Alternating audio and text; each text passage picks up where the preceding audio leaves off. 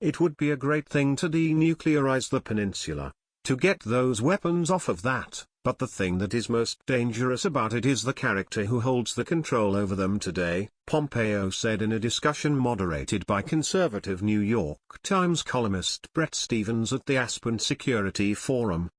He continued, "So from the administration's perspective, the most important thing we can do is separate those two. Right? Separate capacity and someone who might well have intent and break those two apart." Pompeo said both the intelligence community and the Department of Defense have been tasked with drafting plans for what ultimately needs to be achieved with regard to the North Korean nuclear threat. When asked if he meant he was advocating regime change, Pompeo denied that was necessarily what he was talking about but seemed to suggest advocating Kim's ouster. He said he believed the U.S. could tackle every piece of the North Korean threat. U.S. intelligence shows North Korean preparations for a possible missile test as for the regime. "I am hopeful we will find a way to separate that regime from this system," Pompeo said. "The North Korean people I'm sure are lovely people and would love to see him go."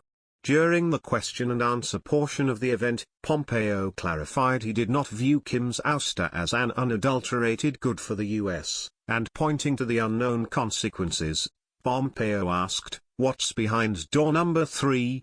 He went on to clarify that this was not an immediate task underway to make happen tomorrow, and said the challenge was to convince other nations on the issue. Pompeo's comments Thursday underscore the former conservative congressman's penchant for tough talk. He portrayed the CIA as an effective, aggressive component of an administration that was grappling with and defeating enemies all over the world. In response to questions about a range of adversaries and policy issues, Pompeo largely didn't hold back, criticizing the Iran deal and even delving into the subject of torture as a means of interrogation.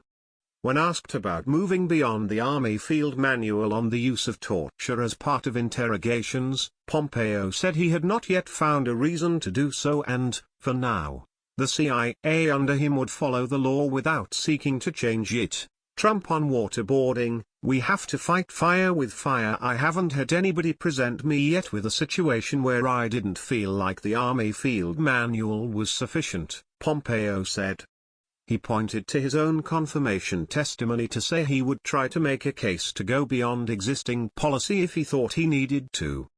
"As we're presented with situations or as we anticipate situations where the Army Field Manual may not deliver against what America needs, you can be sure I'll go back and advocate for it," Pompeo said. And, decades after the fall of the Soviet Union, Pompeo said he occasionally had to catch himself from using Cold War terminology. During the campaign, President Donald Trump spoke about a desire to work with Russia, and since he took office, many have watched to see if the two nations would grow closer. 6 months into the administration and just weeks after Trump and Russian President Vladimir Putin's first face-to-face meeting, Pompeo offered a mixed assessment when asked to describe the status of the two countries' relationship. "It's complicated," he said. Trump has said specifically he wants to work with Russia to defeat ISIS, but Pompeo said there was little evidence thus far that Russia was an ally in Syria or elsewhere, adding that Moscow has different goals in the region than the US. "They love a warm water naval port, and they love to stick it to America," Pompeo said. He did, however, say he hoped the US would be able to find areas in which it could work with the Russians, including in counterterrorism efforts. As for questions about Russia's role in the 2016 election, Pompeo said he was certain Russia made attempts to affect the outcome, although he seemed to characterize that as expected.